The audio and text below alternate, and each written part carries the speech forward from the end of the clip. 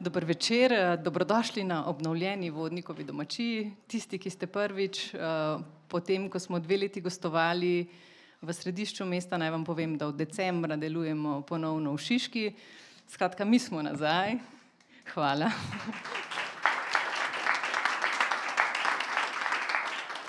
Še bolj kot to, da smo mi nazaj, mene veseli, da ste vi nazaj in da Vodnikova domačija ponovno živi, da so z nami tudi na programu in na tem odru številne dobre knjige. Današnja knjiga je nova knjiga, druga knjiga Selme Skenderović. Predstavljala jo bo skupaj s svojim urednikom Aljošo Harlamovim.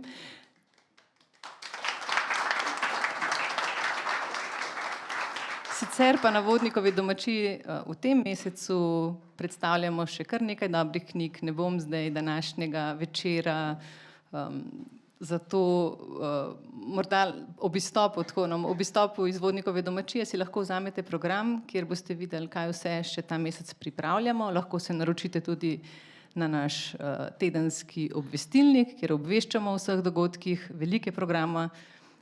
Knjiga Selme pa je na voljo spodaj ob izhodu, je manjša knjigarna, kjer jo lahko kupite, in mislim, da bo Selma po dogodku knjige tudi podpisovala. Hvala, ker ste prišli, in evo, predajam besedo.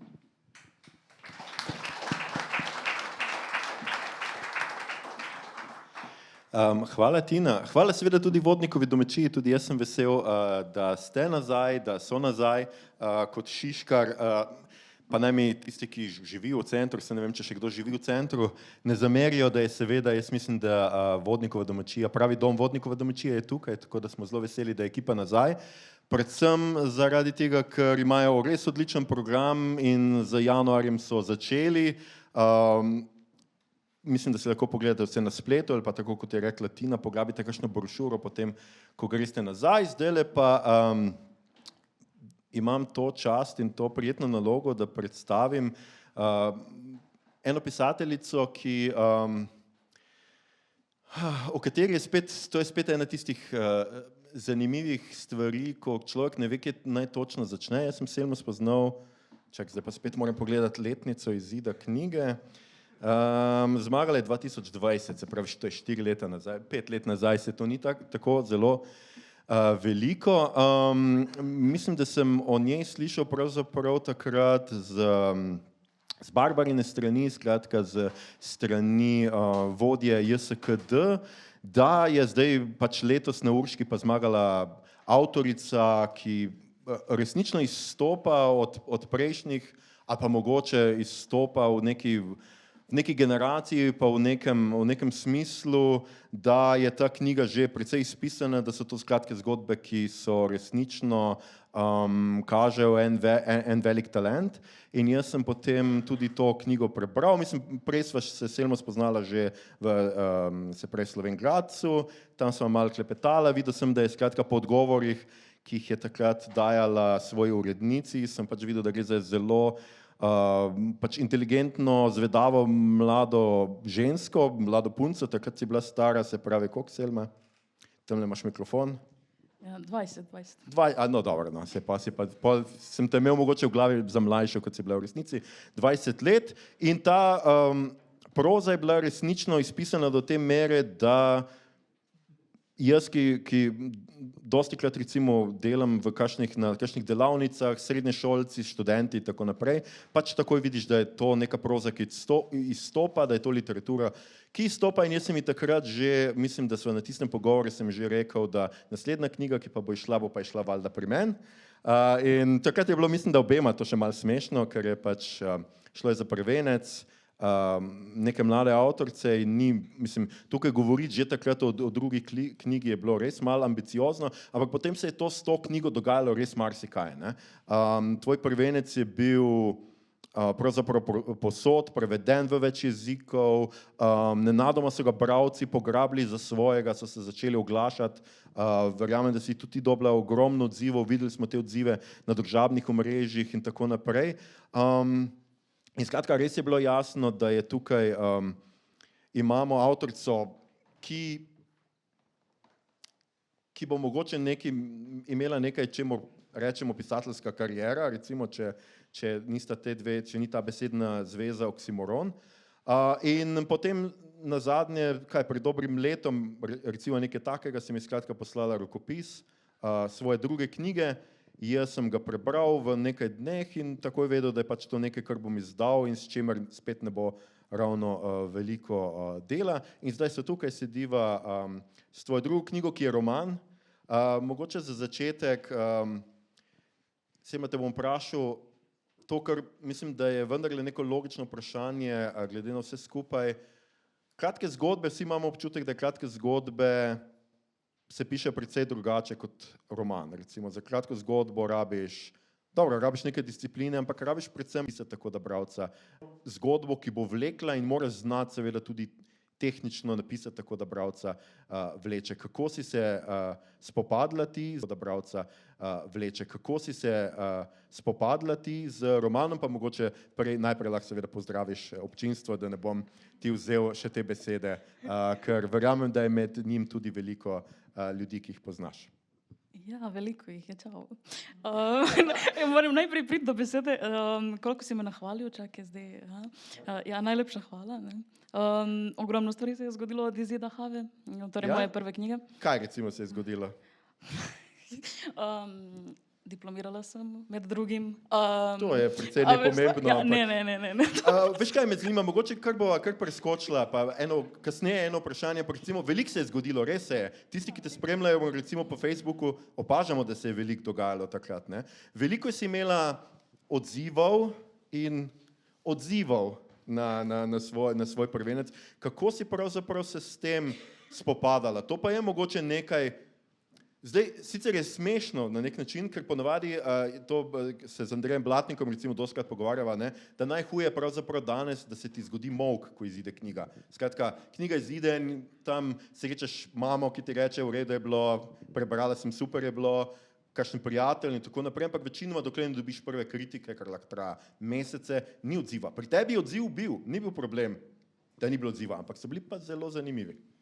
Ja, mislim, eni odzivi so bili seveda dobri, takšni, kot bi si jih avtorica želela, ne. Drugi pa so bili precej pokroviteljski. Tudi veliko ljudi se je žalilo, predvsem pri tistih zgodbah, ki so na nek način bolj verske tematike, ne. Tam so se res zelo obrambno odzvali, no. Se mi zdi, da so se ljudje, bralci, počutili, kot da jih za nekaj krivim. Tako da, ne vem, na začetku se mi je zdelo, da moram se na vsak odziv še jaz odzvati, ne. Potem pa s časom ti postane v bistvu vseeno, ker vseeno jaz takrat je bila moja prva knjiga, ne, in se mi je zdelo, da zdaj vsakemu odzivu moram še jaz dodati svoj odziv, ker res nima smisla, no. Se mi zdi, da je dovolj, če si včasih samo zahvališ in ne komentiraš naprej, ker potem se še dodatno razvijajo te tematike, tako da, mislim, odvisno od publike, ker res smo knjigo predstavljali in v publiki, ki je bila večinoma slovenska, in v publiki, ki to ni bila, tako da različni odzivi so bili, no, se mi zdi, da kar je tudi prav, ne. Pa to ni nič, recimo, da ti mogoče malo bolj negativni ali pa pokroviteljski ali pa milo rečeno nenavadni odzivi, to ni nič obremenjevalo pri pisanju druge knjige. Vsi vemo, da seveda ni lahko napisati nič v tem življenju, če pišeš dobro, če hočeš pisati dobro, ampak se mi zdi, da je vendarle druga knjiga vedno malo težja, če človek dobi nek odziv, recimo. Veš, kje me je obremenjevalo? Mogoče samo pri tem, če bo spet ta tematika tujstva zdaj dolgočasna, ker se mi je zdelo, pa ne morem 100 knjig napisati o tem, čeprav v bistvu lahko, ne, ampak po eni strani se mi je zdelo, zdaj, če bom spet na to foro pisala, da bo to malo dolgočasno, in hkrati, mislim, to, kar mi konstantno vsiljujejo, to neko politično korektno, se mi je zdelo, da zdaj naj v tej knjigi naj malo bolj politično korektno napišem stvari, in se mi je spet zdelo, da mi v bistvu to ni pomembno. Mislim, jaz ne pišem v bistvu za druge ljudi. Se mi zdi, da za bralce, ampak ne konkretno s to predstavo, da bo ta knjiga nekomu všečna, to se mi zdi v bistvu nesmiselno, ne, in da je veliko drugih takšnih knjig in da ne potrebujemo zdaj še 100 takih knjig, ker to, kar jaz hočem povedati, je v bistvu bolj družbeno kritično in družbeno angažirano, ne pa nujno nekaj, kar bo se skladalo z vsemi, kar ljudje pač pričakujejo. No, skratka, ampak druga knjiga je roman. Si ti opazila neko večjo razliko, je bilo to težje pisati ali ali je bilo pravzaprav lažje zato, ker recimo temu ena zgodba, kjer imaš eno junakinjo in si ni treba zmisliti več junakin, več zapletov? Ja, veliko bolj strukturirano sem to pisal kot zbirko kratkih zgodb. Sem hotela danes prinesti tudi en listek, kako sem si to predstavila v glavi. Ne? V glavnem najprej sem si zamislila, da bo ta okvirna zgodba, zame je okvirna zgodba ta zgodba, ki se dogaja na Kosovu, čeprav lahko da tudi ne bi bila. Ne? No in potem sem vedela, da bo ta zgodba daljša kot te vmesne zgodbe. In sem nekako potem razporedila po urah, torej v enem dnevu, kako se dogajajo stvari po urah. In sem vedela, da moram tako pisati in da se mora nekje poglavje končati in nekje začeti in potem je bilo veliko enostavneje, ker na začetku nisem imela tega konkretnega načrta, ker sem šla pisati, dobro, kar bo, bo. Potem sem pa ugotovila, da če hočem opisati en teden, kako se pripovedovalka počuti v svoji prvi domovini, da se bom zelo hitro zapletla in je bilo tudi res, ker potem nekje vmes nisem vedela, je ponedeljek, je torek, kateri dan je. In sem si potem rekla, dobro, zdaj pa moram res napisati, kako bo to šlo po dnevih. Tako da ja, je bila neka razlika, zdaj pa če sem imela tudi v zbirki eno pripovedovalko in je tudi bila grajena na nekih občutkih, bolj kot na dogajanju, tako da to je še kar podobno. Drugače pa je bilo zahtevno to, da moraš konstantno nadaljevati pripoved, ne? Da ne moreš kar nekje končati in reči, pa dobro, to je super. Ne? In tudi ne vem, včasih se mi je zdelo, da mogoče bo dolgočasno, če jaz to zdaj prekinem pripoved, pa potem nadaljujem drugo poglavje in tako naprej. Tako da ja, mislim, ne vem, mogoče mi je bilo bolj všeč pisati roman kot kratko prozo. No. Ker se mi zdi, da v kratkih zgodbah moraš imeti nek dogodek, nek moment presenečenja oziroma ne vem, nečesa, kar se zgodi v romanu, pa ja, vse je lahko dogodek presenečenja. Ne? Tako da ja, je imelo neke svoje prednosti. Zdaj slabost je to, da je to seveda daljša pripoved in da pač treba pisati in pisati. Tako da ja, se je treba kar usesti in narediti nekaj, ni kar tako neki.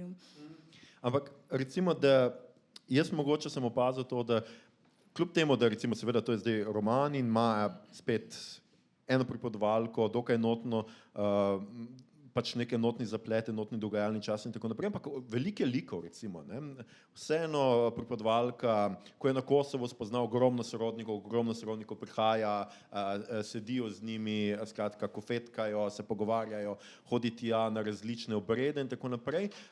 Potem v študentskem domu je tega precej manj, ne, bolj z vase zaprta, pa vidi se ta pač razlika seveda, ampak je kar velik teh likov in veliko nekih zgodb. In jaz tudi mislim, da zdaj, ko beremo obe tvoji knjigi, nekako bi lahko rekli, da te tisto, kar te pač privlači pri pisanju, so liki. So neke individualne zgodbe ali pa neke zanimive, pa seveda potem neke interakcije med temi liki, kako ti različni svetovi trčijo med sabo. A bi lahko rekla to?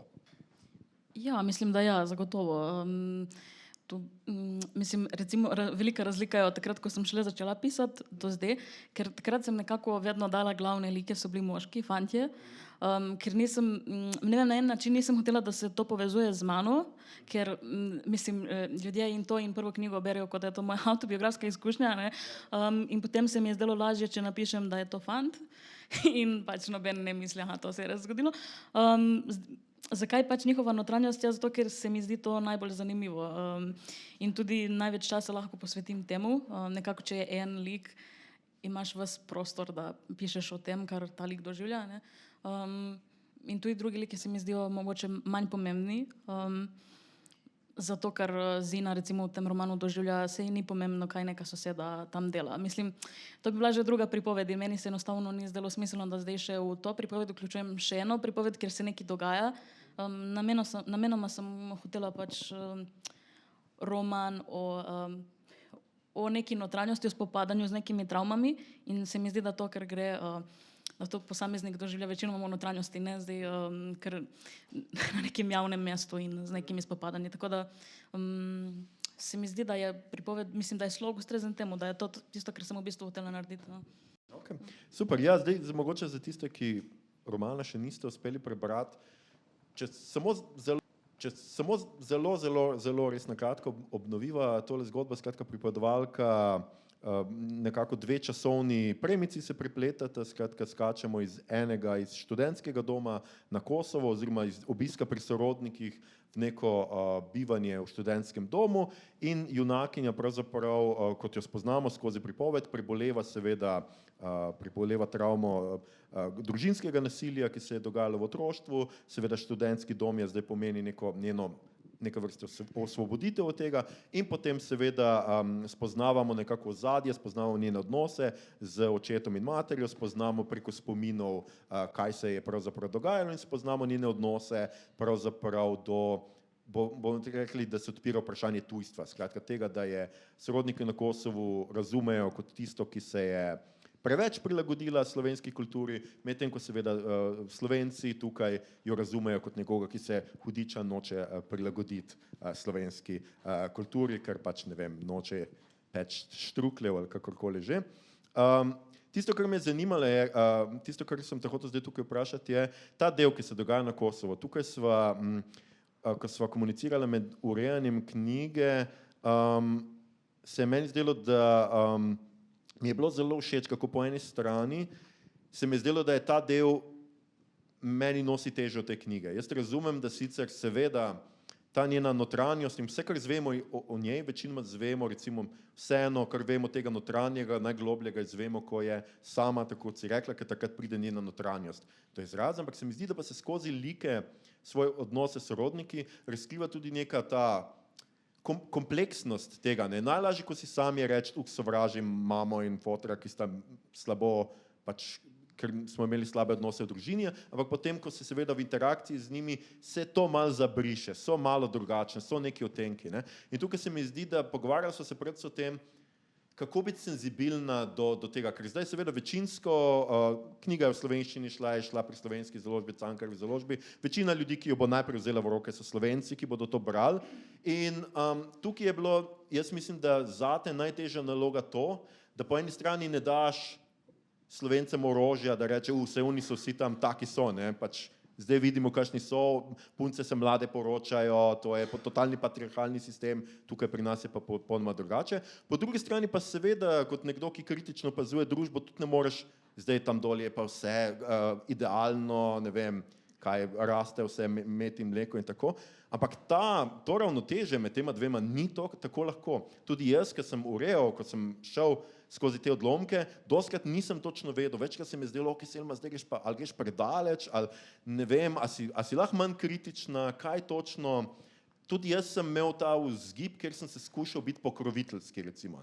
In potem sem tudi jaz rabil zelo doskrat premisliti, da sem se ustavil. Kako si ti to oblikovala, stališče avtorice, stališče nekoga, ki, recimo, da smo prvo knjigo, če bova spet malo kvarila, še za eno vprašanje naprej, nekateri odzivi so bili res agresivno nacionalistični glede prve knjige strani Slovencev, ker so razumeli prvo knjigo kot kritiko Slovencev, kritiko našega odnosa do priseljencev in tako naprej.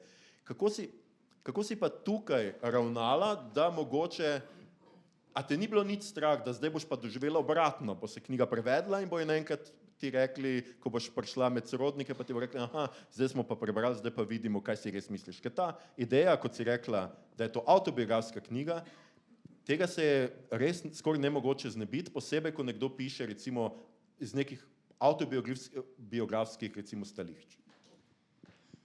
Najprej, jaz sem to knjigo do zdaj prebrala zagotovo enih 20krat, še večkrat.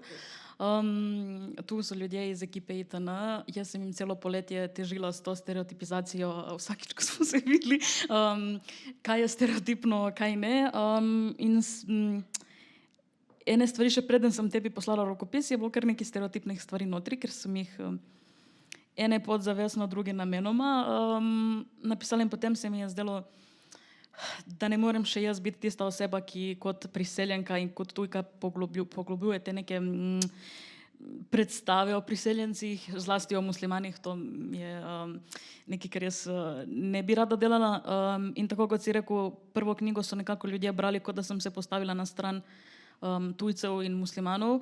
Za drugo knjigo sem najprej mislila, da bodo zdaj prebrali in bodo mislili, kaj je to zdaj popolnoma nekaj drugega. Ampak potem sem počakala, da jo prebere par muslimanov. In ko so se normalno odzvali, se mi je zdelo, ja, sej so tudi oni dovolj razmišljajo o tem, da lahko neke stvari več gledajo z več vidikov. Tako da ne zdi se mi, da sem pretiravala, res sem poskušala biti,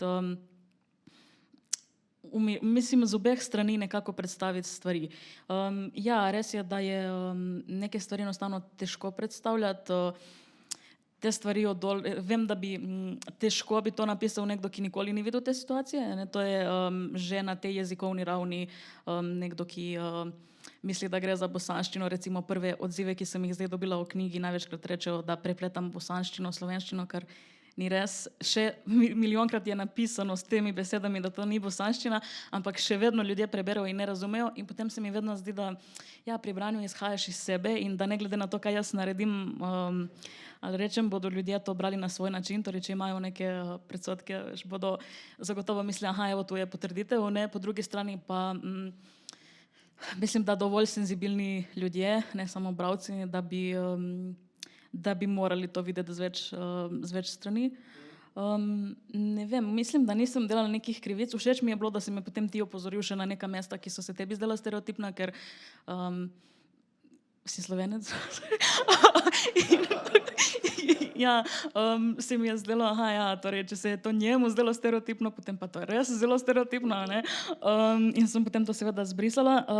Je pa res, da potem še, ko sva si dopisovala s temi korekturami in z lektorirano verzijo in z ne vem čem, da sem vsakič znova še nekaj zbrisala in zdaj se mi tudi zdi, da če bi zdaj še enkrat to pregledovala, bi zagotovo še nekaj zbrisala, tako da ne vem, no, včasih je dobro, da imaš kakšen rok in moraš to oddati, ker če ne bi res konstantno se zapletaš v to, sej tudi ko govoriš je tako, kaj šele ko pišeš, ko moraš dejansko nekomu predstavljati svoje ideje in ne vem, neke koncepte, tako da se mi zdi, da je kar težko to, ja, da nikoli nisi, vedno je ta neka dvojna zadeva je, nikoli ne moreš se postaviti, še posebej ne, če si zdaj tako kot jaz, že neki let živiš, ne malo let, no, že večino življenja živiš v tujini ali kako v drugi domovini, se mi zdi, da potem se težko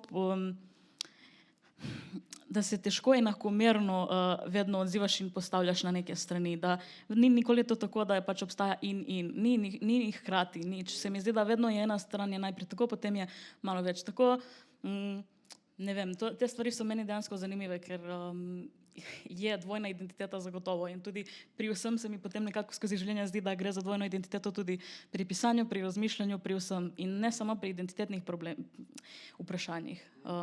Tako da nekako vedno skozi te stvari tako gledam tudi na življenje, se mi zdi, da ne samo na literaturo. No.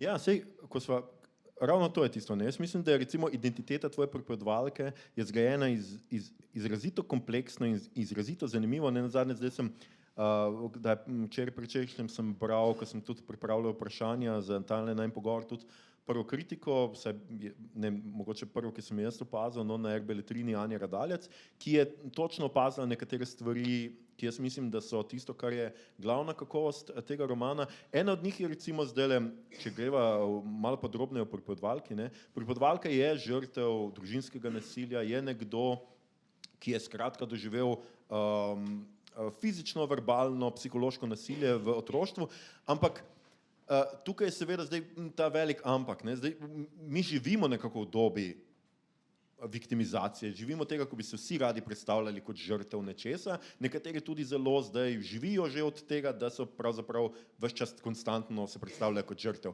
Tukaj imamo spet, ti hočeš biti spet seveda kompleksna, ne, ker pač hočeš predstavljati like življenjske, kot da resnično živijo in tukaj je ena meni zanimiva stvar, ki mislim, da je tudi Anja Radaljac izpostavlja, je, da ta žrtev seveda ni zdaj samo pasivna. Seveda ima veliko nekih fobij, veliko nekih stvari, ki jo potiskajo nazaj v intimo, v introspekcijo, zelo se izogiba ljudi na štuku, skratka študentov, drugih, kako se temu reče, pač, ki živijo v študentskem domu, hkrati pa zna biti tudi pikra, zna biti jezna, zna biti izredno zamerljiva. Mi vidimo, mislim, da bralec vseeno dobi neke simpatije do mame njene, ki skuša ves čas nekako pristopiti k njej, ves čas skuša nekako pokazati, da vendarle zdaj, ko ko je bolj individualizirana, ko je malo stran od očeta, da imata lahko nek odnos. Ampak Zineta, pripovedovalka, to ves čas, včasih zelo grobo odriva. Ne? Se pravi, tukaj imamo spet eno neko, je to namenoma si tako kompleksno zgradila žrtev. Skratka, da ni samo kot žrtev tista v smislu pasivna, kot imamo mi mogoče, ampak je tudi politično nekorektna in se tudi odzove ne nazadnje sama z neke vrste nasiljem. Mislim, eno je, da se mi zdi, da je pripoved bolj zanimiva, če je lik zanimivejši. Hkrati pa ne vem, jaz nimam takega dojema, da so vse žrtve kateregakoli nasilja neki pasivni ljudje, ki nič v življenju ne delajo. Mogoče je to neka predstava z družbenih omrežij ali ne vem, odkot je ta ideja, ampak se mi zdi, da veliko govorimo o tem, hkrati pa nihče v bistvu ne razmišlja, kako konkretno živijo te osebe. Tu gre, mislim, pripovedovalka je oseba, ki nikoli ne poišče pomoči in ne želi absolutno nič v bistvu narediti na tem področju, hkrati pa ve, da bi morala nekaj narediti. In se mi zdi, da za takšno osebo enostavno, ki ni nikoli, ne da ni reflektirala, ker v bistvu konstantno reflektira, ampak ni nič konkretnega naredila, ne. Se mi zdi, da enostavno ne moreš pričakovati, da bo takšna oseba res ali vse popolnoma zanemarila, ker to se verjetno zgodi skozi terapijo in neke stvari verjetno predelaš, ona pa nikoli ni šla na neko terapijo, da bi lahko te stvari predelala in se mi zdi, da potem so to neke, da so v bistvu to posledice nekega družinskega nasilja in vsega ostalega, kar sem opisovala, da enostavno ta dan ne more potekati tako, da je vse popolnoma normalno in potem, ne vem, zvečer pred spanjem se spomniš nekega groznega dogodka. Mislim, da ne gre tako, no, bolj se mi zdi, da tako kot sem predstavila po urah, da to dejansko pride ob najbolj neumni zadevi, mislim, da se spomniš tega ob nekih res stvarih, ob katerih bi mogoče moral uživati pa delati nekaj drugega. In zato potem ne vem, niti ne bi rekla, da je politično nekorektna, bolj se mi zdi, da nekako vrača milo za drago. Tu se mi zdi, da tudi, ker ni nič predelala, da potem staršem ogromno stvari zameri in jim hoče dejansko vrniti tisto, kar so oni njej naredili, kar je spet, spet verjetno neustrezno. Ampak tako se mi je zdelo bolj zanimivo pisati, kot pa da bi dejansko pisala o neki ubogi osebi. To je pomembno, nisem je pa želela predstavljati kot nekoga, ki je uboga oseba, ki se nikoli ne bo izvlekla iz svojih groznih stanj in ne vem kaj, ker se mi vseeno zdi, da med nami so ljudje, ki so marsikaj doživeli v življenju, za kar ljudje ne vejo in da so to vseeno ljudje, ki so zelo aktivni in ki vsak dan vstajajo in delajo tiščineno stvar. Mislim, verjetno je večina ljudi v bistvu takšnih, ne da zdaj vsi imajo neke oziroma mogoče, ampak tako se mi zdi, da da se ne poglobimo dovolj, zato je literatura dobra, ker vseeno si soočen konkretno s to osebo in veš, kaj razmišlja, ne, mislim, seveda avtorica ti pove, kaj razmišlja, ampak tako, da vseeno lahko za trenutek več razmišljaš, ker to, kar se meni zdi iz te družbe, je, da o nasilju govorimo, ampak da hkrati, ko začnejo te zgodbe ponavljati, da ljudje nehajo to poslušati in da se jim zdi to pretirano in ponavljanje in tako naprej. In tu se mi je potem res zelo pomembno, da pokažem, da to ni neka oseba, ki bo samo konstantno govorila o tem nasilju z ene strani, ne. In da so to tudi ljudje, na katere je zagotovo vplivalo tudi to. Sej ene vzorce je tudi pripovedovalka potegnila iz svoje družine. Ne moremo pričakovati, da ona bo iz družine, kjer so vsi bili nasilni, pa zdaj, ne vem, res vrhunska oseba, ki nima napak. Tako da, ne vem, se mi je zdelo zanimivo tudi na ta način opisovati. Pa ti, to je mogoče eno tako vprašanje, ki mene pogosto zanima, recimo kot bralca, ko berem, pa a ti ni težko pisati, recimo lik, ki... Meni se zdi, da je včasih najlažje napisati junake pisati, skratka, like, ki so popolni, seksi, ne vem kaj, vse zmorejo, vse znajo, tu pa tam jim dobro neki se jim polomi, ampak potem se vrnejo in tako. A ni težko v resnici pisati junakine, ki ti mogoče gre malo tudi na živce, ki mogoče stvari ne dela tako, ki bi jih ti naredila, da imaš ta občutek, ker bralec ima, jaz dostikrat sem imel točno ta občutek, to, kar si rekla, ne. Dobro, pa zakaj ne rečeš nikomor, ne? Tam se ti skuša nekdo približati, ti zavrneš, zakaj ne, zakaj? Najlažje bi bilo, da zdaj mi beremo tu neko zgodbo nekoga, ki je predelal zdaj to in bo končno nekomu nekaj povedal in potem bomo vsi imeli, ne vem kaj, pač doživeli nek lepši trenutek. Ja, zato jaz ne govorim o junakinjah in junakih, to se mi zdi tako iz obdobja romantik. Mislim, zdi se mi, kakšnem junaku si, če si predstavljaš dejansko neke osebe, ki imajo dejanske težave in živijo v sodobnem času, sej ne govorimo o osebah, mislim, ne govorimo o nekom drugim, ta je pa neki junak. Bolj se mi zdi, zato so to protagonisti, ki ti predstavljajo to, kar se jim dogaja, ne. Ampak ja, včasih se mi zdi, da je še meni Zina šla na živce in da bi, mislim, ni šlo v pripoved, ampak da na marsikaterem mestu bi lahko ravnala drugače in celo nekih drugih izidov bi bilo možnih, ampak spet nekako ni šlo v pripovedi, ni šlo v karaktera, veš. Ker to sem jo, tako kot si prej rekel, enostavno sem jo v tej zgodbi, ki se dogaja na Kosovu, sem jo bolj opisala, kakšen je ona karakter, ker tam je v bistvu njen karakter bolj razviden, ker so neka dejanja vseeno, kako se ona obnaša in medtem ko v tej zgodbi iz Ljubljane ona samo razmišlja, saj ne moremo točno vedeti, lahko da nič ni tako, ne. Poleg tega je to skoraj da vse notranji monolog, tako da lahko da nič ni res, no. Tako da, ne vem, meni je bilo to zanimivo pisati v bistvu, veš, ni tako kot pri prvi knjigi, kjer sem Havo predstavljala mogoče celo bolj kot žrtev kot Zino, kar je smešno, ne, ampak se mi zdi, da je vseeno na ta način veliko bolj zanimivo tudi za avtorja pisati. Super, in če je zanimivo za avtorja, je vedno zanimivo za bralca, to vse jaz. Tako mislim, oziroma vsem meni je to definitivno eden zanimivejših romanov, ki sem jih lahko urejal. Še ena perspektiva je, ki se mi zdi zelo zanimiva, ki jo bralci verjetno se, jaz mislim, da ne bi podcenjeval tukaj bralci, seveda bralci tudi opazijo, je recimo ena taka feministična perspektiva, ne, ker mi smo zdaj, se pravi, ko je pripovedovalka na Kosovo in slišimo za vse te njene vrstnice, pa celo mlajše od nje, ki se že poročajo in vse so začudene, da še ona ni poročena, da ne išče nikogar, s komer bi se poročila tam ali pa drugje. Ja, takoj pač dobimo ta nek, to se mi zdi tipično moralno superiornost do, taki so na Kosovo, ne? Ampak potem pripovedovalka tako zelo prefrigano seveda postavi perspektivo svojih vrstnic v Sloveniji, ki pa seveda se ponovadi poročijo in potem poleg tega, da delajo kariero in da so strašno uspešne, pridejo domov, kjer imajo goro posode za pospraviti, spedenati moža in otroka, vse spraviti spat in potem iti, se pravi, zakaj je to toliko boljša, a je res ta družba toliko boljša. Se mi zdi, da skozi to feministično perspektivo in prikaz patriarhata pač pokažeš neko univerzalnejšo perspektivo ali pa nek presek, intersekcionalno perspektivo. In se mi zdi, da spet to gotovo ni po nesreči v romanu, ne, to je spet nekaj, kar si načrtovala. Ja, mislim, seveda sem načrtovala, če ne bi popolnoma šla v drugo smer, ne. Če bi pustila samo to perspektivo, dol se vsi poročajo mladi, bi ravno šli v to stereotipizacijo, ampak se mi je zdelo, da vse te stvari, ki jih mogoče Slovenci pripisujejo priseljencem, da podobne stvari se dogajajo v Sloveniji samo na neki drugi ravni. Ja, mislim, ta tema, feministična tema, ne vem, če je to feministična, mislim, zame je to povsem normalna tema in mislim, da pač ni treba jo dodatno opredeljevati, se mi zdi, da bi vsi morali razmišljati o tem, ne. Da enostavno so neke razlike opazne že v vsakdanjem življenju, da ni treba iskati primerov iz televizije ali nekih ekstremnih primerov, ko se ne vem kdo poroča kako mlad, da je dovolj že res neke osnovne stvari pogledati.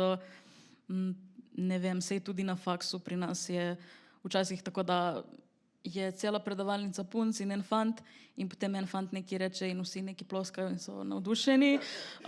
In potem, ja, mislim, ampak tako je res, seveda ne vedno in ne povsod, ampak včasih se mi zdi, da je to meni šokantno, ko sem v nekih kulturniških krogih in tam vidim res neko žensko, ki je ekstremno uspešna in ima za sabo, ne vem, 100 knjig, ne vem koliko založb in ne vem kakšnih služb, ki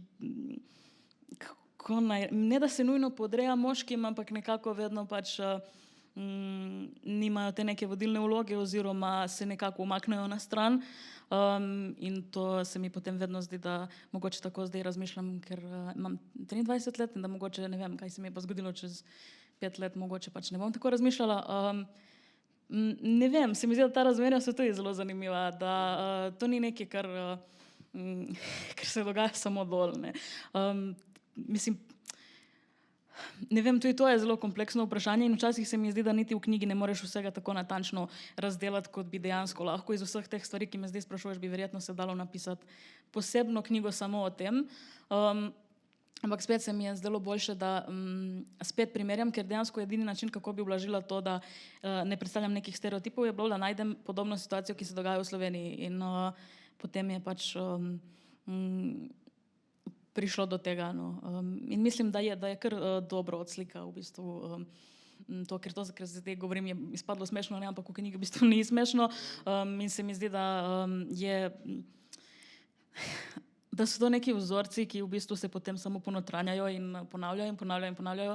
In ja, da včasih potem pač res v družbi ne da ni izhoda, ampak da je pač vedno vse isto. In to meni ni všeč, ker konstantno pač nekaj drugega hočem delati. In ja, in potem razmišljam o tem, tako da je logično, da potem je tudi nekaj takega tudi v knjigi. Ne.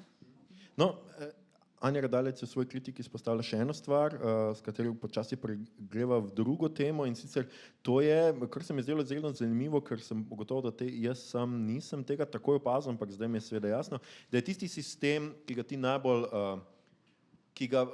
razgaljaš kot recimo temu nacionalističnega, kot neko mašinerijo, ki proizvaja neko ideologijo in uči te vzorce, o katerih si pravkar govorila, mlade, je šolski sistem. Zdaj seveda je to logično, ne, ker je pač junakinja, zaenkrat pač Zineta je pač bila osnovnošolka in zdaj je na faksu, oziroma v srednji šoli pa še na faksu in pozna šolski sistem od vsega najbolj. Ne. Ampak se mi zdi tak zelo fino iz tega vidika, ker jaz pa mislim, da vseeno imamo pri nas v Sloveniji še vedno neko zelo idealiziramo šolsko okolje, zelo imamo, pa tudi recimo če govorimo o recimo desničarskih napadih pri nas, se dostkrat zgoščajo okrog šolskega sistema, ker ga recimo neka tradicionalna desnica vidi kot tistega, ki je woke in kjer učitelji spreminjajo spole otrokom, vsak dan so drugega spola in tako naprej. Ampak ti prikažeš šolski sistem ravno kot nekaj, se mi zdi, z neke druge perspektive, kot tisti sistem, ki pa je zelo perfidno, zelo utrjuje te vzorce, kaj je Slovenec, kdo je Slovenec, kakšen mora biti Slovenec, kako mora imeti rad slovenščino. Se mi zdi, da to se pa res odlično pokaže v tvojem romanu. Ja, mislim, na eni strani seveda šolski sistem ima to neko možnost, da če je zelo idealiziran, ne, da boš z učenjem izstopil iz svojega družbenega razreda, postal, ne vem, minister in ne vem kaj delal. Po drugi strani pa se mi zdi, da v bistvu šolski sistem večino časa samo krepi ta neka obstoječa družbena razmerja in da veliko teh nekih stvari je zelo lahko prezret v razredu, kjer se enostavno učitelja pa učiteljica ne potrudi, da bi ne spoznala svojih učencev, ampak sploh razmislila o čemerkoli. Mislim, tu sem seveda izhajala tudi iz nekih svojih izkušenj.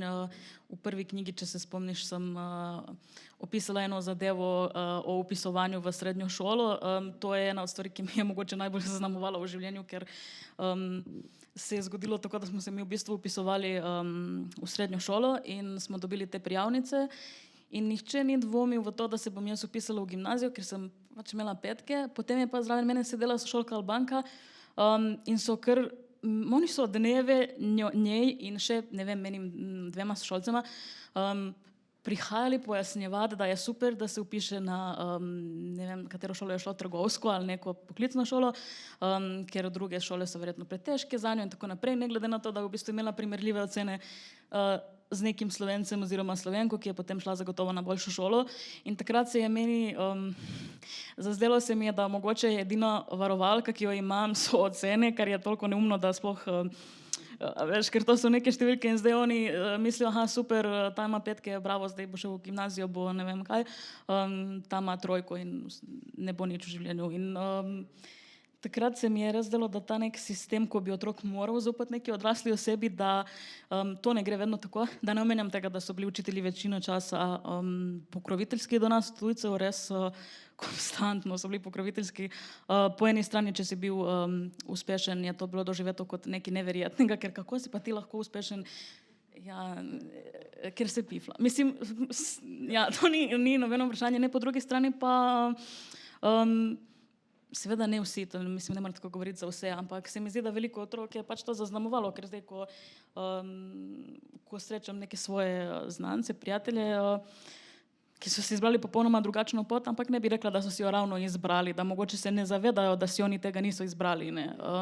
In potem tu se jaz velikokrat se počutim dejansko privilegirano, še posebej zadnje čase, ker jaz lahko zdaj tu pred ljudmi to razlagam in pišem knjigo in tako naprej, medtem ko oni ne morejo. Ne.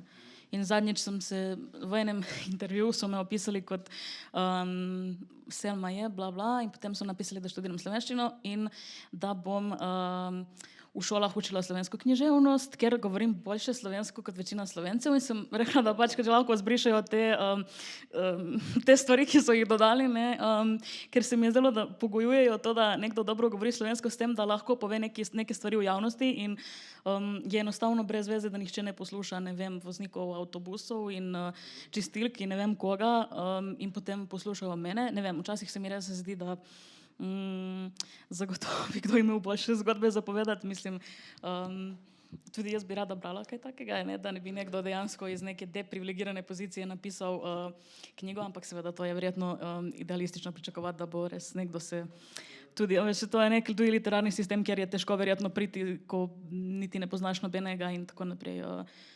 Je pa res, da tudi če jaz ne bi zmagala na Urški, verjetno ne bi dobila te priložnosti, veš, meni se je že za Urško zdelo, da med samimi Slovenci verjetno bo tam se nekaj zgodilo in da pač ni šans, da zmagam. Tako da potem vse, kar se je dogajalo, se mi je zdelo, wow, ok, končno začenjam verjeti, da mogoče niso vsi taki, ne.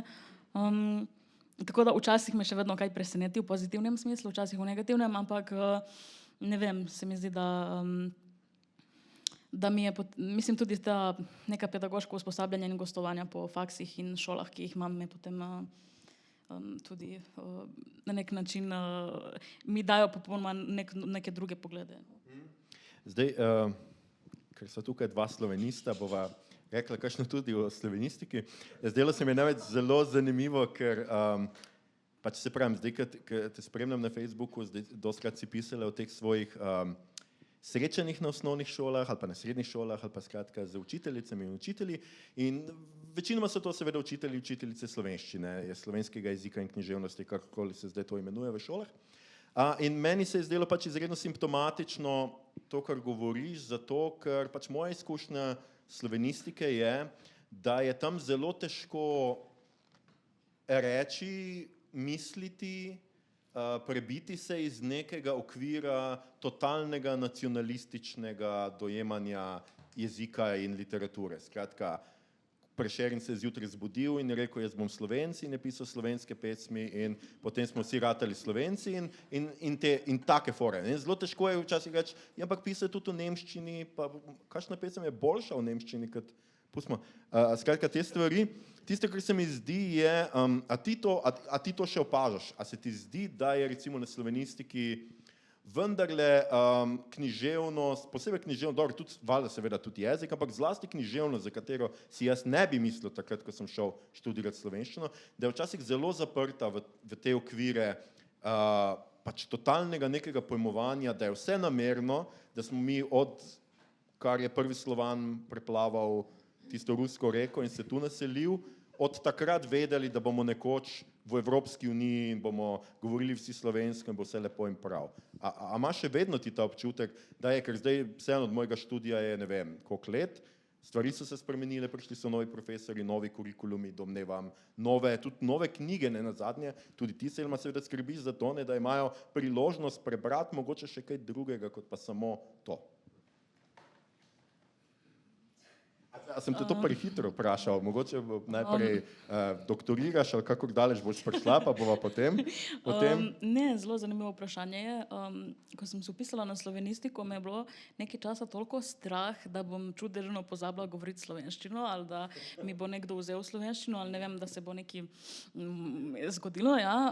Mislim, ampak ne znam tega opisati, prav počutila sem se, kot da zdaj, ko jaz pridem na ta faks, čeprav nisem prišla, ker je bila korona, ampak dobro, se mi je zdelo, da zdaj, ko jaz pridem tam in bodo tam neki profesori slovenščine, oni bodo mene toliko obsojali in vse bo grozno, vse bo naporno in tako naprej. Ampak Ne bi rekla, da je samo študij slovenistike kriv za te neke učiteljice, ki potem postanejo fašistice v šolah. Mislim, ne moremo reči, da je samo študij kriv, no to, mislim, smer, to je malo tako čudno. Mislim, da pač en tip ljudi se vpiše na to slovenistiko, ne, in da tudi njihovi karakterji zagotovo vplivajo na to, se v 5 letih verjetno ne vem, dobro, mogoče postaneš nacionalist, ampak mislim, da se ne spremeniš tako zelo. Kar se tiče predavanj oziroma slovenske književnosti, ja, mislim, trenutno recimo delamo starejšo slovensko književnost, pri kateri konstantno izhajamo iz Biblije in zdaj se nekaj piflam za izpit. Mislim, konstantno je vse izpeljano iz verskih spisov, kar je logično, ker so se pač vsi pesniki navezovali na to. Mene to niti ne moti, ker razumem, kako deluje književnost, ne se je tako nastala, ampak hkrati se mi pa zdi, da ne vem, kako je možno, da nekdo, ki je star kot jaz, potem pobere te ideje, da zdaj more pa to idejo širiti in da se ni nič spremenilo. To je meni tu problem, da vse to ni kriv profesor, ki te to nauči, ampak ti, ki dejansko dobiš iz tega neko predstavo, kaj bi ti zdaj moral biti kot Slovenec in ne vem, kaj delati. Ne vem, mi se zdi, da so realno res neke zelo tanke meje med temi stvarmi. Je pa res, da žal, vedno, ko grem na ta neka... Samo veš kaj, jaz, ko grem gostovati na te šole in fakse, to ni zaradi tega...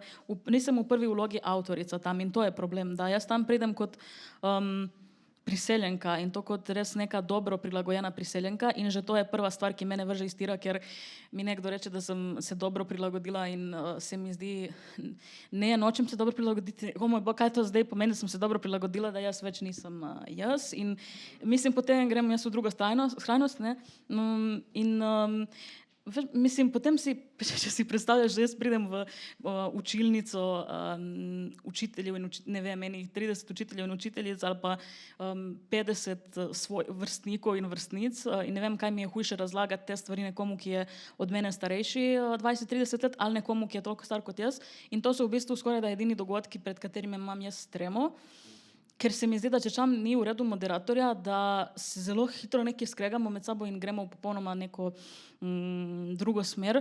Ampak ne vem, dobila sem občutek, da se jaz ne znam ustrezno odzvati, vedno dobim ta občutek, veš, da bi jaz morala drugače pristopiti, s tem, da verjetno je to razumljeno, da moram tam biti v vlogi nekoga, ki poučuje te ljudi oziroma, ne vem, izobražuje, medtem ko jaz očitno ne gledam na to tako, ker mislim, to ni zame neka akademska vaja, da jaz zdaj pridem in govorim, prišli smo v Slovenijo, vse je bilo super ekstra in zdaj sem jaz to, kar sem, ker to je verjetno nekaj, kar bi oni radi slišali, ne, da so učitelji bili zelo dobri in so mi omogočili jeziti knjige in tako naprej.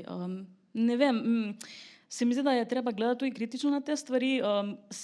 Meni ni težko pohvaliti ljudi, dejansko velikokrat tudi pohvalim ljudi, ampak to, kar jaz lahko pohvalim glede svojih učiteljev, je bilo to, da so me spodbujali pri pisanju. Ja, to res ne morem nič oporekati.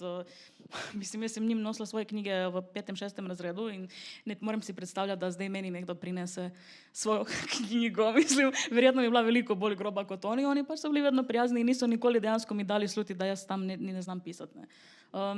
Ampak to, da jaz pa moram zdaj pohvaliti te ljudi, da so oni bili zelo vključujoči, da so znali razvijati neko medkulturnost, ne, niso dejansko, ker tudi jaz sem prišla v Slovenijo 2010, mislim, takrat pa ni bilo teh nekih stvari, ko so danes. Tako da upam, da se zdaj stvari spreminjajo in se mi zdi, da se, zagotovo se, ampak da ne morem konstantno ljudi hvaliti za nekaj, kar niso naredili. Ne. In ne vem, točno vedno se potem sprašujem, kaj je potem moja naloga, jaz zdaj moram dejansko njim spodbuditi s svojimi lepimi besedami, da oni še naprej vztrajajo pri svojih dobrih delih, ali jim dejansko postaviti ogledalo, da pač ne delajo vsega odlično. In ne vem, večkrat se potem počutim res, da nočem tega delati in da to je mogoče prehitro zame, ker ne vem, ta tematika tujstva očitno zame ni predelana in se mi potem zdi, da mogoče lahko počakam še enih 20-30 let in potem, ja, zato ker ljudje mi delijo nasvete v smislu, ja, ne moreš vsega jemati osebno, ja, ne se jeziti, ne se pritoževati, verjetno, ko bom stara 50 let, bo tudi meni vseeno. Pač ne vem, zdi se mi, da to ne more se tako pričakovati, veš, to je zelo smešno. No, jaz sicer upam, da ko boš stara 50 let, da ti še vedno ne bo vseeno, ne? Jaz mislim, da to je najslabše. Ampak zdaj za konec, dajva še mogoče kakšno reči tudi o tem, si tudi sistemsko zelo aktivna, bo temu tako rekla, ne? Si predsednica sekcije Mladi PEN. V enem intervjuju za Delo si naprimer rekla, da se z Mladim PEN zavzemaš za enakopravnejše vključevanje mladih v slovensko literarno krajino. Kaj so recimo poleg tega, seveda lahko tudi to komentiraš, ampak kaj so recimo neke stvari, ki jih ti zdaj s pisateljske, čiste neke bi skoraj da rekel sindikalne strani skušaš, pač skratka, kaj se ti zdi, da bi bilo še treba postoriti ali pa zakaj se ti prizadevaš tako v tej funkciji kot mogoče drugih javnih nastopih znotraj recimo neke kulture ali pa pisateljevanja? Ja, od februarja naprej bom vodila cikl pogovorov o priseljenski književnosti v Cankarjevem domu. To je recimo zagotovo ena tema, ki mene zelo zanima. In dejansko bom predstavila več kot 20 priseljenskih avtorjev in avtoric, kar se mi zdi super, da končno pridejo do besede, ker sem ugotovila, da jih Slovenci ne poznajo dovolj, razen če res niso uredniki in ne vem, kolegi, ne. To je ena od stvari, potem se mi zdi, da v nekih večjih slovenskih mestih, da deluje v bistvu en posameznik oziroma posameznica, ki ne vem, vodi literarni krožek, izdaja časopis in ne vem, tako naprej, zbira ljudi okrog sebe in da potem težko pride kdorkoli zraven. Še toliko hujše je, če so to veliko starejši ljudje, se mi zdi, da nekako naredijo potem svoj krog in seveda, glede na to, kar njih zanima, izbirajo tudi avtorji in jih vabijo na pogovore, kar je popolnoma logično, ampak je potem treba imeti tudi to neko drugo sceno, s tem, da se potem razvija alternativna scena, kar mi tudi ni ravno všeč, ker potem tisti, ki so v sredini, očitno ne sodijo ne v starejšo, ne v alternativno in se mi zdi, da tudi to ni smiselno, tako da sem vesela, da se sploh formiral Mladi PEN in zdaj to leto se je pridružilo veliko mladih ljudi, tako da smo že naredili neke sezname, kaj bi radi delali in katere dogodke, tako da recimo to, kar kolegi in kolegice zanima, so bolj neka prevajanje recimo. Meni je, jaz bi seveda rada več sodelovanja med balkanskimi državami, potem neke literarne delavnice, s tem, da zelo veliko literarnih delavnic je, predvsem v Ljubljani, no to je tudi en problem, da ne bi bilo vse v Ljubljani recimo, to bi bilo zelo dobro. Pa tudi to medgeneracijsko sodelovanje, veš, da bi mogoče ne imeli samo literarne večere s kolegi, starejšimi kolegi in kolegicami, ampak bolj neko res sodelovanje, da nismo vedno ločeni, ker se mi tudi ne zdi se mi v redu, da smo konstantno mi delamo nekaj, potem pa starejši delajo nekaj drugega.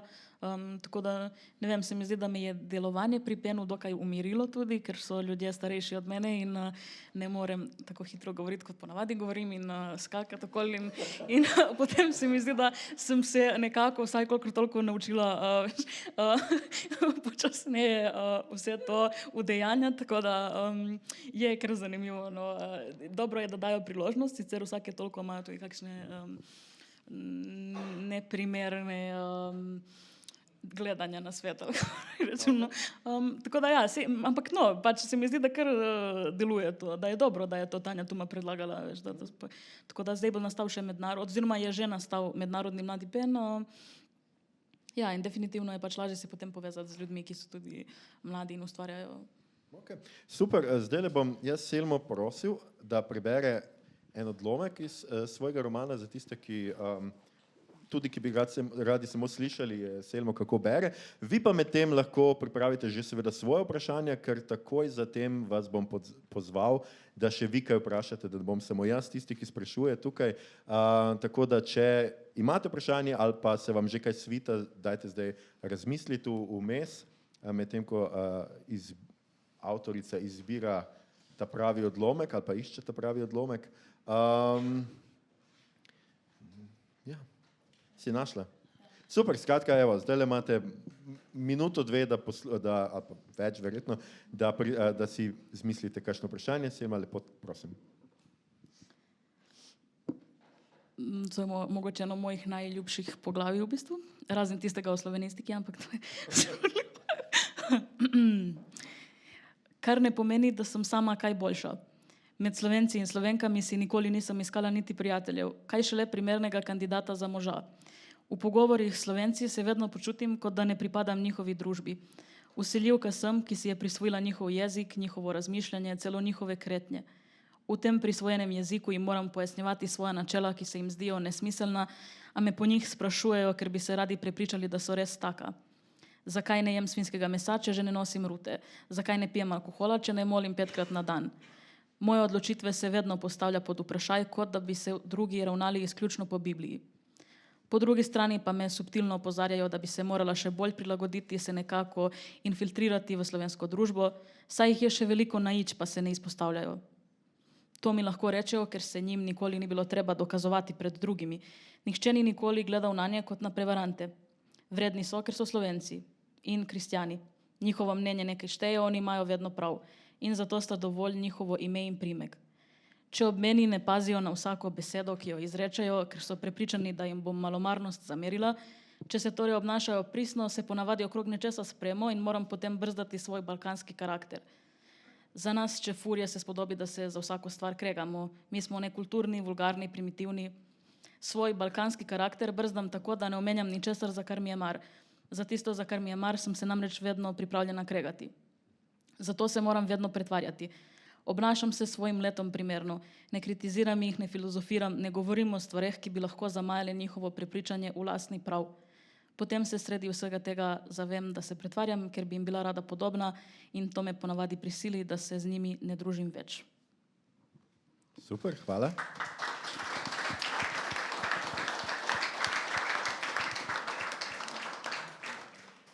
A je kakšno vprašanje med občinstvom? Aha, že vidim eno roko. Boš ti?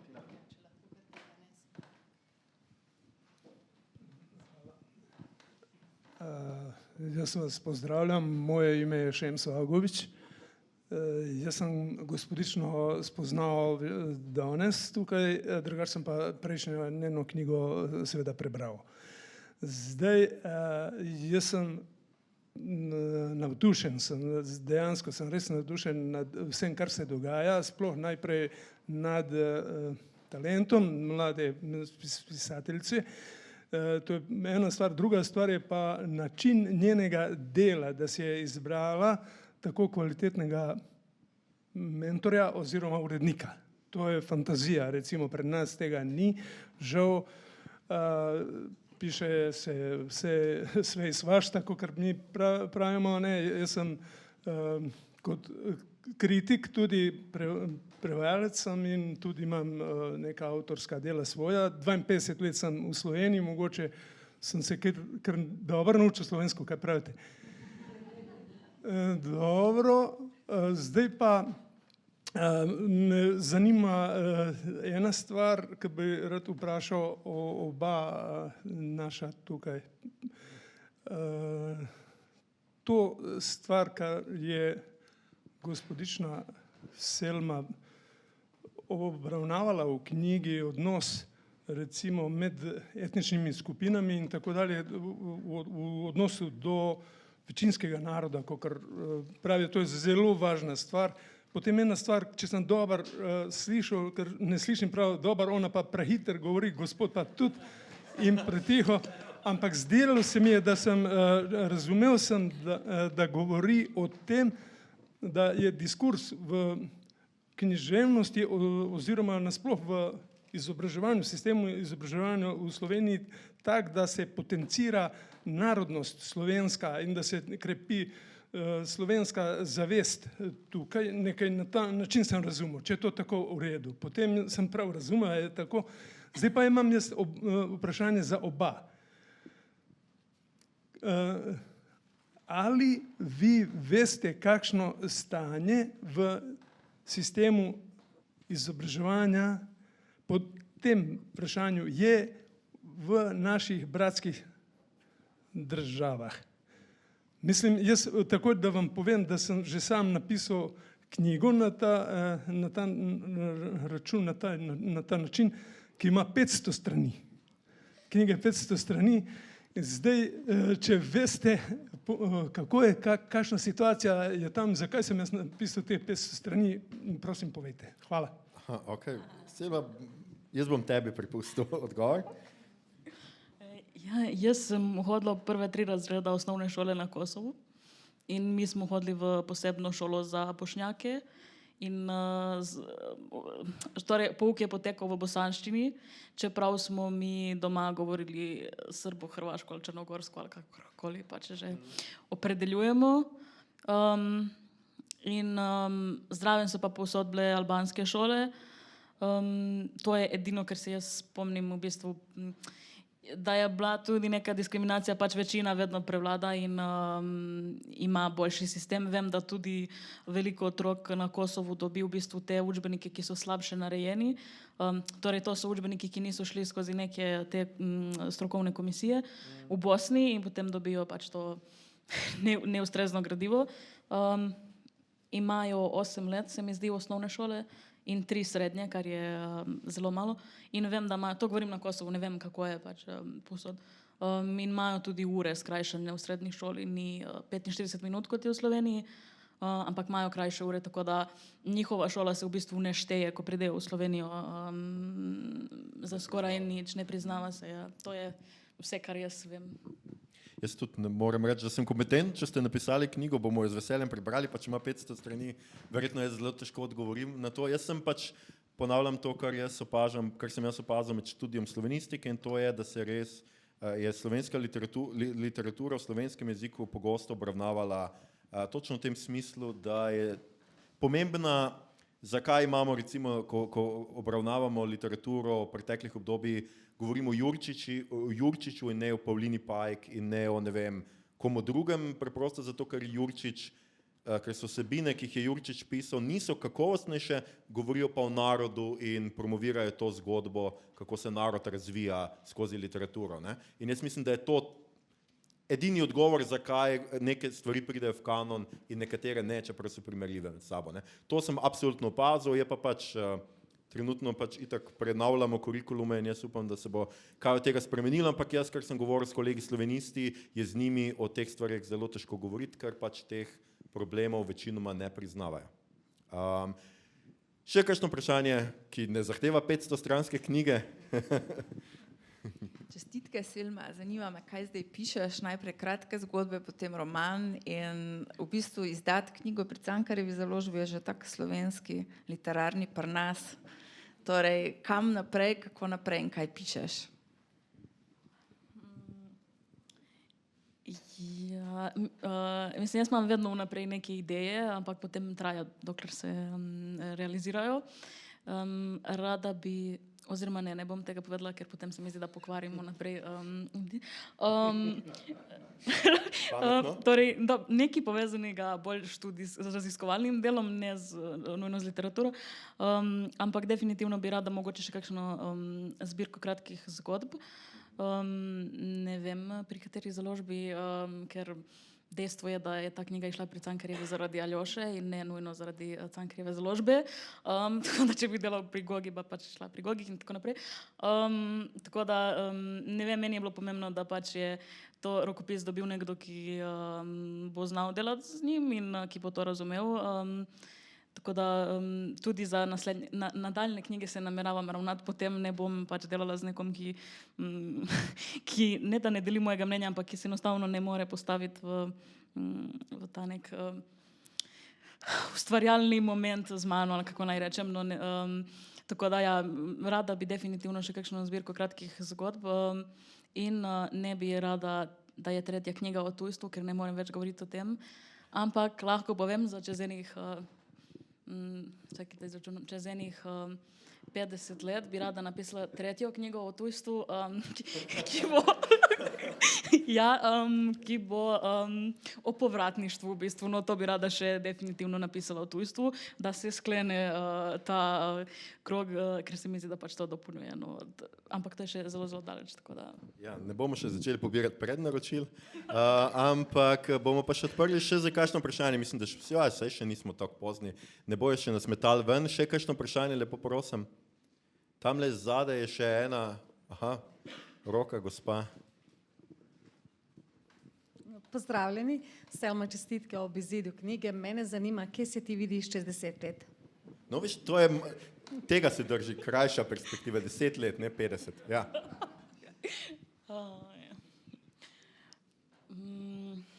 Ma ne vem, zato ker zdaj sem na pedagoški smeri in očitno bi moralo se iziti tako, da se vidim v šoli, ampak ne vem, če se vidim v šoli. Tako da, ne vem, jaz bi rada dejansko šla nekemu samo pisati, ampak pač dejstvo je, da ne morejo tudi knjige takoj nastajati, tako si popolnoma sam, ne. Kaj jaz, mislim, ne zdi se mi, da razmišljam za 10 let vnaprej, pač to, ampak prej sem rekla, da hočem čez 50 let nekaj, čakaj, ne vem, mislim, zadovoljna sem s tem, kar se zdaj dogaja in mi je nekako v redu, da teče v tem toku. In kar bo prišlo, bo pač prišlo.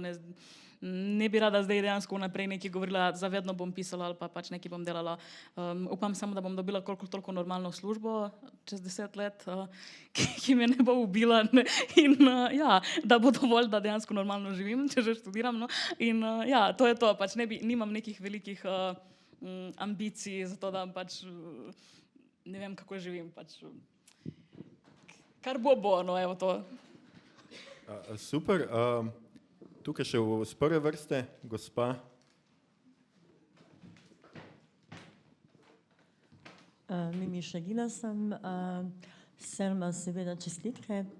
Me pa nekaj zmoti, ko govorimo o tujstvu ali pa o tematikah, ki so bolj blizu ženskam, se nekako to tretira kakor drugorazredno, ne vem zakaj. Imam tak občutek. Ali pa kakšna tematika takoj postane nekako izzivalna, težko se sprejme, težko se odprejo vrata. Jaz mislim, to, kar se je tebi zgodilo s prvo knjigo, je izjemno in to ravno iz tega razloga, ker si pisala tako, kot si doživljala zadeve, ne tako, da bi bila všečna ali pa da bi potrebovala neke stereotipe. In mislim, da je tvoja mladost prinesla ogromno poguma, ampak je tudi čas bil ta pravi, da si lahko to povedala in da si dobila, bi rekla, podporo in nagrado, ki si jo povsem zaslužiš in ti čestitam in komaj čakam, da preberem še to tvojo drugo knjigo. Hvala. No, spomnila sem se, kaj hočem čez 10 let. Bom potem odgovorila. No, čez 10 let bi definitivno rada povedala svoje misli, tako kot zvenijo v moji glavi, torej z uvodom in zaključkom, ne pa tako, kot govorim, ker se mi zdi, da me včasih zelo težko razumeti. No, to je ena stvar. Hvala. Se mi zdi, da je res to, da tukaj v Sloveniji lahko dokaj odkrito govorimo o tem, ne glede na to, da pač se pojavljajo pokroviteljski odzivi. Dejansko sem imela možnost napisati obe knjigi o tem. Se mi zdi, da v neki drugi državi verjetno ne bi bilo to tako zelo dobro sprejeto. In res je, da sem imela zelo veliko podpore pri obeh knjigah. Suzano Tratnik najprej pri zbirki kratkih zgodb, ki je res, mislim, na prvih literarnih večerih je ona mene branila dobesedno, ker jaz sem, no to, ker zdaj govorim tako na dolgo, takrat sem govorila ja in ne in je konstantno je Suzana v bistvu bila nek posrednik in se mi zdi, da takrat sem se jaz tudi naučila bolj in povedati svoje misli in argumentirati določene zadeve in tako da sem res hvaležna ljudem, ki me obdajajo.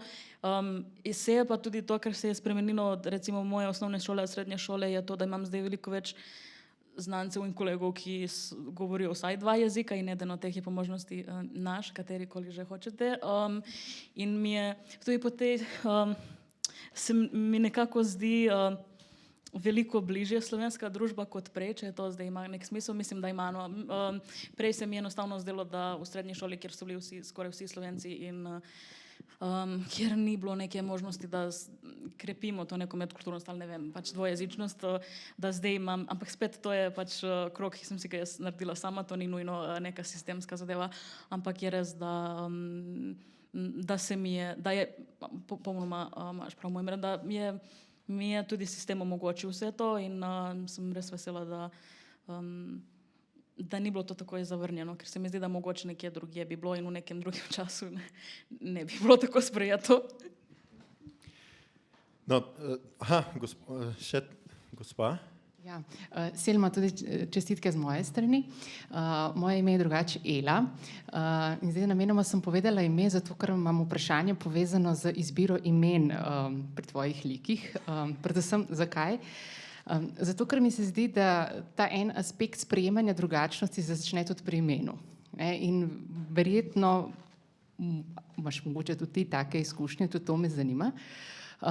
Pri imenu Hava, kar je zelo nenavadno, zdaj zakaj je mogoče glih Hava, pa kako se mogoče sploh lotiš izbire teh imen. Jaz sem zdaj na hitro pogledala naprimer na statistični urad. Ime Hava pa Zineta se po letu 1991 v Sloveniji sploh ne pojavita. Ne? Tako da zdaj moje prvo vprašanje, odkje tebi sploh ideja, da daš prvemu liku predvsem Hava, zato ker to je pa tako res, ne? Saj background je tako zelo poseben.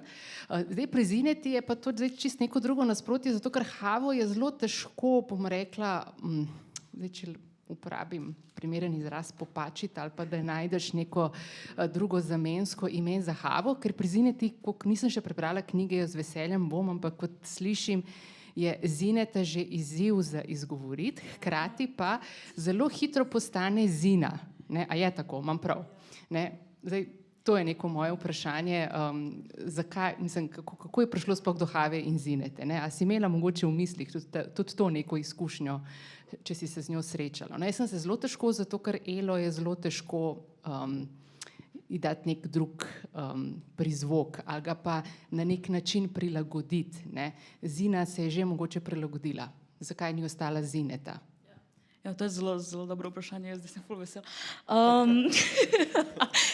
Ko sem izvedela, da Hava pomeni Eva, vi si sploh ne morete predstavljati, jaz sem si mislila, ta zgodba bo genialna zdaj, ker dejansko na tej ravni učinkuje Hava, Eva, ne, da je to isto in da predstavlja si, da daš enemu otroku ime Hava, drugemu Eva in da nihče ne ve, da je to isto. Ne. No in takrat sem bila v srednji šoli in to se mi je res zdelo genialno, mislim, genialno res. In potem sem seveda izvedela, mislim, no, da je Eva pač prva ženska, bla, bla. Hkrati pa se mi zdi to zelo lepo ime, ne, in tudi muslimansko in tako naprej. Vem, vem, kaj pomeni Zina in vem, kaj pomeni danes sem imela že 3 intervjuje in vsakič je nekdo drugače izgovoril Zineta in tako naprej. V bistvu to pomeni okras. In meni so te stvari zelo zanimive. Enkrat me v enem intervjuju en kolega vprašal, če mislim, da se dol bolj dajo imena, ki so nujno povezana z vero, recimo, da Srbi dajo pač pravoslavna ali srpska ali tako naprej, kot v Sloveniji. In potem je recimo rekel, da so v Sloveniji zelo moderna mednarodna imena, kot so Luka, Matej in tako naprej. Ampak Luka in Matej sta ja, mislim, take stvari, ker enostavno je reči, ja, ne vem, Muhamed je zelo, ne vem, ortodoksno muslimansko ime, potem pa nekdo da Luka in pričakuje od muslimana, da bo res dal svojemu sinu ime Luka. Mislim, ne, in pač to je zelo zanimiva tematika. Iz moje osebne izkušnje, pač jaz nisem Ela in vem, da je veliko imen, ki so dejansko lahko in muslimanska in krščanski in tako naprej. Vedno, ko rečem Selma, pač ljudje vejo, da sem iz Bosne. To je tudi na vsi veste, pač se to je. Ampak tako se mi zdi, da imetere so vsaj na začetku opredeli in da zadnje čase ljudje pač se razvijajo različni poli in da potem imaš mlade ljudi, ki vračajo ta neka imena za nazaj od svojih pranonotov in ne vem koga, ali pa pač dajo zelo moderna imena. V tem kontekstu tujstva je pa verjetno tudi pomembno, kakšno ime daš, ker ne vem, to je tudi nekaj, o čemer potem jaz razmišljam, da ti tega otroka zagotovo že omejiš, pač to za nas ni isto kot za Slovence. Po eni strani ga ne moreš toliko omejiti, da mu res daš neko res, ne vem, ampak po eni strani, če lahko daš iz evangelija ime, lahko tudi iz Korana, pač ne vem, se mi zdi, da se tukaj veliko bolj dojema, če imaš ime, ki je torej res muslimansko, da so ena imena zelo muslimanska, druga pa kao niso tako zelo muslimanska, kar je tudi absurdno. Pač, ne vem, no, poleg te tematike, da večine imen ljudje ne znajo izgovoriti in da, ne vem, da si ne zapomnijo imena v 100 letih in tako naprej. Ja, meni se zdi, da pač ime je prvo, kar slišiš o človeku, verjetno, in da če nisi sposoben v kolektivu z ne vem kolikimi muslimani zapomniti nekih 3 imen, da pač očitno imaš tudi ti nek problem, ker tudi mi si moramo zapomniti slovenska imena.